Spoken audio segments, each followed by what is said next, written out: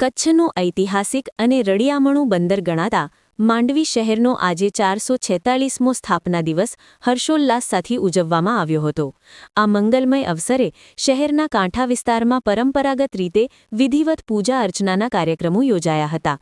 સ્થાપના દિવસ નિમિત્તે માંડવી નગરપાલિકાના પ્રમુખ હરેશભાઈ વિંજોડાના વરદ હસ્તે શાસ્ત્રોક્ત વિધિ સાથે ખીલી પૂજન કરવામાં આવ્યું હતું।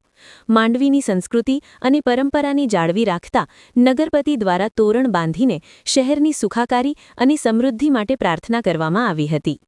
આ પ્રસંગે નગરપતિ હરેશભાઈ વિંજોડાએ તમામ માંડવીવાસીઓને સ્થાપના દિવસની હાર્દિક શુભેચ્છાઓ પાઠવતા જણાવ્યું હતું કે માંડવીનો વારસો અને ઇતિહાસ ગૌરવશાળી છે અને આપણે સૌ સાથે મળીને શહેરના વિકાસમાં સહભાગી બનીએ।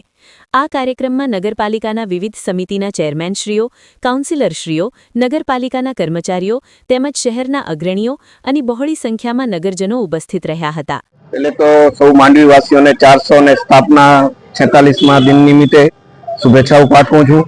માન્ય ધારાસભ્યશ્રી પણ એમને શુભેચ્છાઓ પાઠવી છે શહેર માટે અને વિશ્વ કલ્યાણ માટે પૂજા અર્ચના કરી અને વિશ્વમાં શાંતિ બની રહે, આ માંડવીમાં લોકોની તરક્કી થાય એના માટે આજે અમે સૌ સાથે મળીને સંગઠન અને માંડવી નગરપાલિકાની ટીમ જોડે પૂજા કરી અને માંડવી વિકાસની વાત રહી ત્યારે માંડવી આપણું સ્માર્ટ સિટી તરફ આગળ વધી રહ્યું છે। આપ જોતા છો એ પ્રમાણે વીજ પોલ જે અંડરગ્રાઉન્ડ કરવાનું પણ કામ ચાલુ છે, વિવિધ રોડ રસ્તાઓ એને પહોળા કરવાનું કામ ચાલુ છે, માળખાકીય સુવિધાઓ ગટર, પાણી, રોડ, રસ્તા, સ્ટ્રીટ લાઇટો હોય એ પણ અંડરગ્રાઉન્ડ કરવાનું કામ ચાલુ છે અને માંડવી ટૂંક જ સમયમાં બાયપાસ પણ આપણે મળશે એવા અર્થાત પ્રયાસો માન્ય ધારાસભ્યશ્રી કરી રહ્યા છે અને આ માંડવીને ડેવલપમેન્ટ ખૂબ સારી રીતે થઈ રહ્યું છે।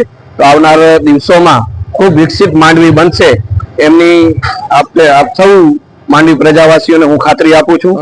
માંડવી નગરપાલિકાની ટીમ તત્પર છે, ડોર ટુ ડોર કલેક્શન પણ ખૂબ સારી રીતે અમે કરી રહ્યા છીએ, સ્વચ્છતા જાળવવા માટે પણ અમે ખૂબ પ્રયત્ન કરી રહ્યા છીએ। હું માંડવીવાસીઓને અપીલ કરું છું કે આપણે પાણી સૌ સાથે મળી બચાવીએ, સ્વચ્છતાનું પણ ધ્યાન રાખીએ એવી માંડવી પ્રજા પાસે હું અપીલ કરું છું।